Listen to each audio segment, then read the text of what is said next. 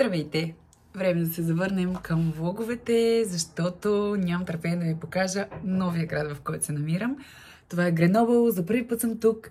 Наричане вероятно не случайно столица на Алпите и заедно ще разберем защо.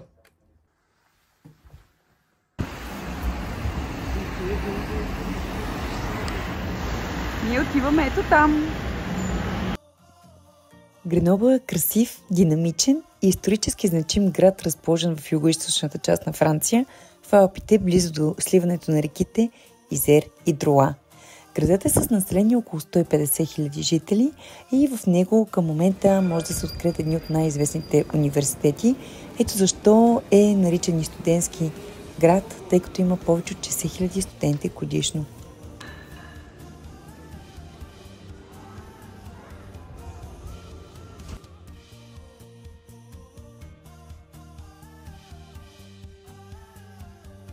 Кабинковия лифт на Гренобъл е открит през 1934 година, което го прави един от най-старите въжени линии в света.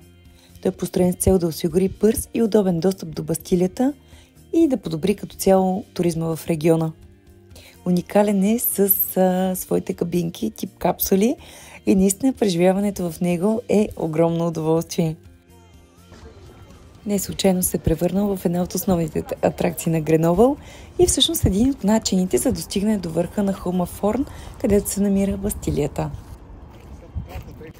Въпреки че самата Бастилия датира от средновековието, място на което се намира има римски корени и е стратегически разположено на Холма Форн.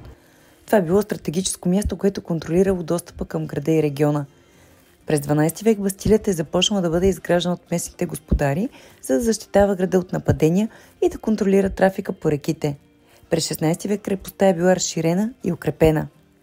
По време на Френската революция Бастилията не е имала стратегическо значение, но все пак е била използвана като символ на властта на монарха.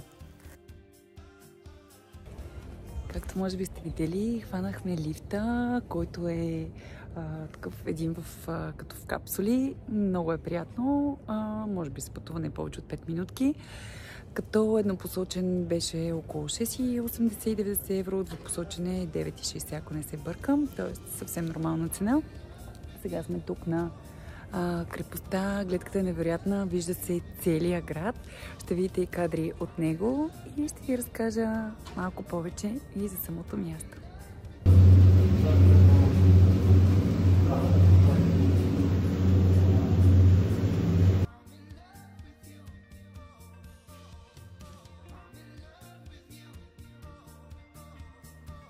Градът има древни корени и е основан като римски лагер през 43 година преди новата ера под името Коларо. През средновековието Гренобъл е бил важен търговски административен център, а през 1349 година градът става част от кралство Франция. Гренобъл играе важна роля по време на Френската революция и след това се утвърждава като важен индустриален и научен център през 19 и 20 век.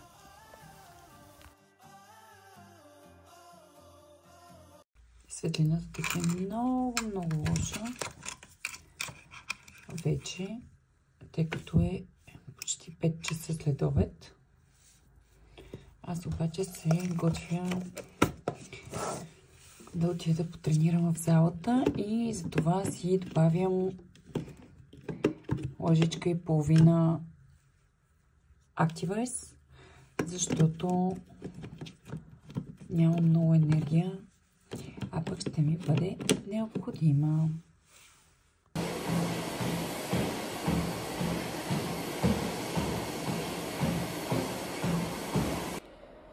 В хотела ни има малка заличка, макар че точно у нас има много хубав фитнес, но аз след малко съм на испански, така че няма време да ходя до там.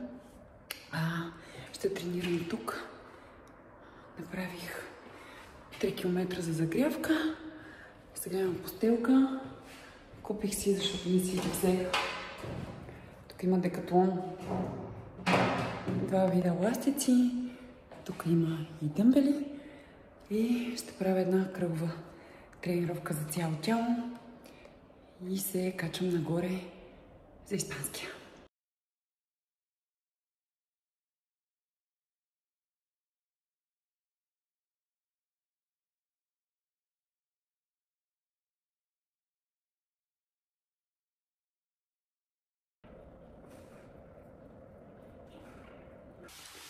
Аз тъкмо се прибирам от моята тренировка и е време да се включам на испанския. Взимам само душче. Беше много хубава тренировка. Давам си сметка, че не е нужно да има кой знае колко оборудване, за да тренираме добре.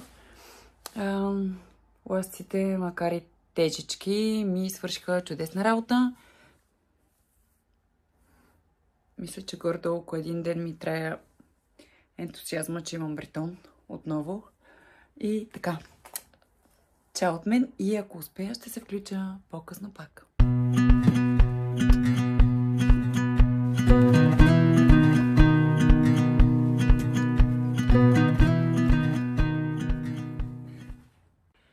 Здравейте! Включвам се от новия ден тук. Часа 11 часа, доста е мрачно днес и вали, така че заради това и светлината е много лоша. Аз тренирах, закусих, даже снимах и съдържание за тениските. Много ми хареса стената тук, лампата и бетона. Аз съм огромен фен на бетон и дърво. Наистина огромен. И така ли, че тениските са в мен, реших, че би било много подходящо тук да заснема няколко кадра. Много отговаря на фида и изобщо на моята концепция, така че много се връзва. Макар че вали, сядам да напиша няколко работни имейла и да подготвя едни нови текстове за тениските, които трябва да изпратя до около час. И след това слагам една шапка и излизам да се разхождам в Греновъл, защото не съм видяла почти нищо още от града. С изключение на Бастилията. И много ми харесва това място, много ми харесва атмосферата, много ми харесват красивите сгради. Много е приятно, изключително спокоен град е. Буквално сме в подножието на планината и гледката е невероятна от много от местата, на които може човек да седне, може да се наслаждава на Алпите. Така че буквално приключвам тук и без значение от времето тръгвам, защото най-вероятно утре ще трябва да си тръгнем. Така че днес трябва да се възползвам максимално от града. Ще се включа по-късно. Сетих се още нещо и за това се включвам. Аз съм без никакъв грим, с изключение на това, че имам един глант за устни. И тъй като преди малко си изпих добавките, понеже стана храничко и пропуснах, често ме питате за флаш ефекта, който се получава от Activise. Говоря за добавките на Fitline. Може сега да го видите нагледно на мен. Все още тук се виждат капилярчетата, зачервяванията, които се получават по кожата. Всъщност това е резултат от витамина B3, който снабдява с клетките с кислород. Така че относително е не при всички хора се наблюдава, но не се изненадвайте, ако видите около 10 минутки след като сте изпили добавките, едно зачервяване, като често то може да бъде и по кожата. Аз сега нямам, но обикновено тук така добре почервенявам. Не се притеснявайте, то е от 15-20 минутки, след което напълно изчезва. Така че това е още един начин да сте убедени, че добавките на Fitline работят. Сега е време да работя и аз.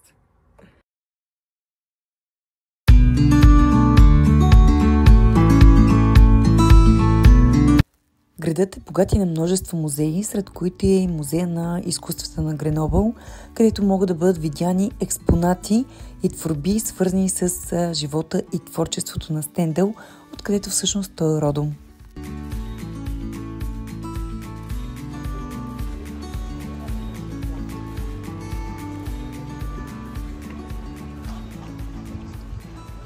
Ние се разхвърляме в центъра на Греновъл. Спря да вали, така че се възползваме.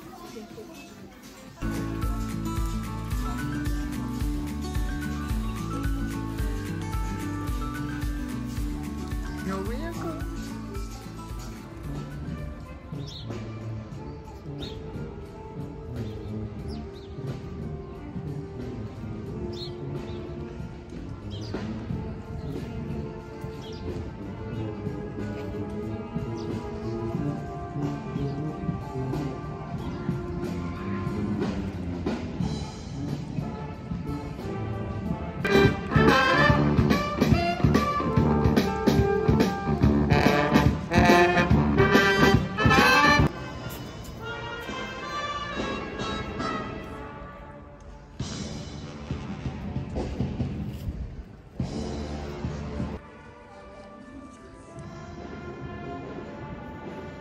може би да работното време. Ако успеете да се вместе, успеете. Здравейте! Днес е вече сряда и всъщност нашето тръгване от Греновъл се променя. Оставаме за сега тук, така че ще се възползваме от деня. Днес времето не е толкова лошо, даже е доста приятно навън. Оправих само косата и така, сложих лекичък грим. Допивам си кафенцето и се обличам, за да не ме чакат другите. Отиваме на разходка, ще ви покажа къде. Нямам търпение да ви го покажа. Вчера се срещнахме с едни момичета, които учат тук в Греновъл. Между другото, споделиха, че са много доволни от образованието в университета, което получават тук в Греновъл. Таксите са изключително ниски. Едното момиче учеше медицина, другото приложна лингвистика. Тя е с арабски и с английски език. Бяха, макар и с тежки специалности, бяха много доволни от обучението си тук и споделиха, че, както казах, семестъра им е доста изгоден и все пак се справят с живота в чужбина. Точно заради това много интересни подробности ни разказаха за града и за околните местенца, които може да посетим. Точно за това след малко се отправяме на едно от тях. А по-късно ще ви споделя малко повече за курса, който изкарах при Габриела Няголова и към който се връщам отново, макар че той приключи. Знаете, това са такъв тип курсове, в които спираш, осмисляш, продължаваш. Аз съм много впечатлена от целия ресурс, който тя ни предостави и наистина искам да взема максимално от него. Така че ще ви споделя за него, ще ви споделя и за една много интересна книга, която чета в момента. Но това ще се случи до вечера. Хубав ден от мен и до скоро!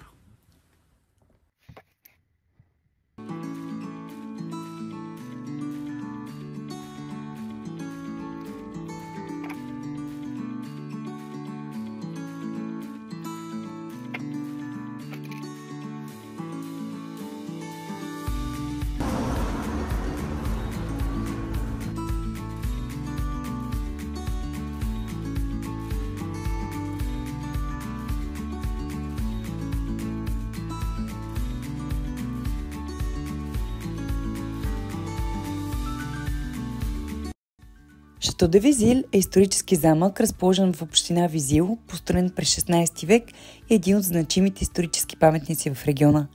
Замъкът е известен със своето значение в историята на Франция. През 1788 година в него се състояла важна среща, наречена Събранието в Визил, която предшества Великата френска революция. На това събрание са били обсъждани икономически и социални проблеми, които в крайна сметка довеждат до революционните движения. Ето защо в момента в замъка се помещава и музеят на Френската революция. Паркът е изключително богат с разнообразието си от животински и растителни видове. Така докато правите вашата разходка, може да се насладите на големите шарани в реката, на гъските, патиците, лебедите и огромно разнообразие от цветя и дървета.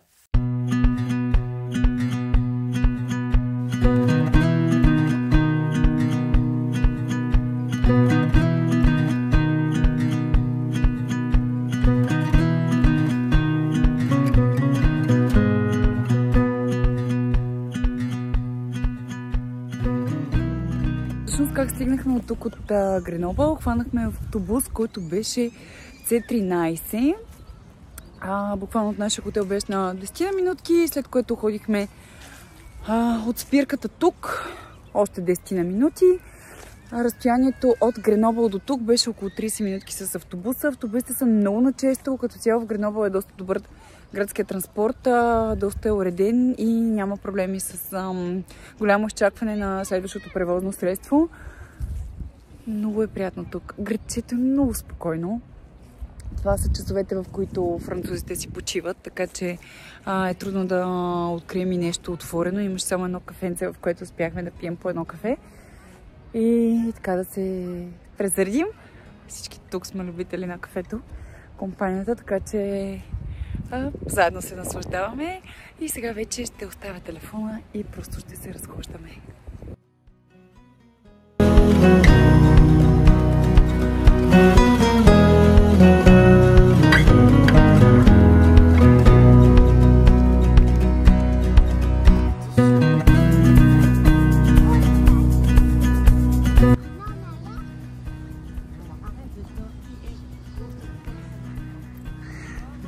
че ние всъщност сме на средата на пътя. Явно напред има резерват, който обаче сега ще видим дали ние може да стигнем до него. Опита ми показва, че обикновено стигайки до резерват, там има или бариера, или някакви огради, през които не се минава. Тук не беше оказано да има, но ние ще разберем. А това, което чувате, са хеликоптери. Това всъщност е един от транспортите, за да се стигне до красивите курорти Куршевел, Марибел и всичките други популярни.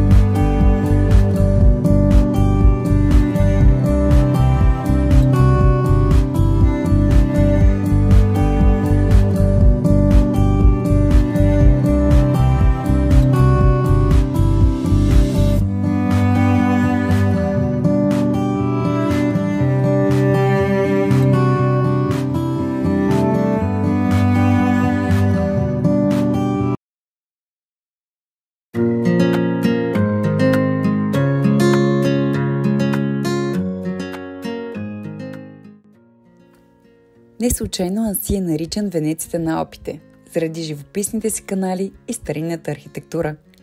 Градът впечатлява със стария град, където тесните улички и цветните сгради създават приказна атмосфера.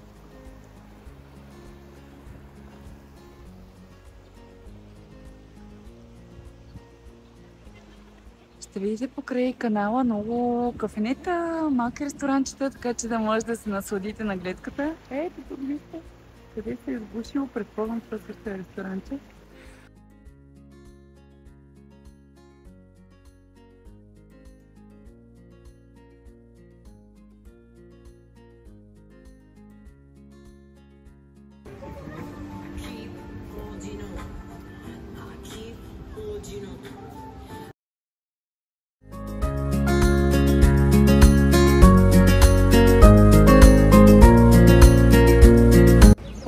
Харесва това градче.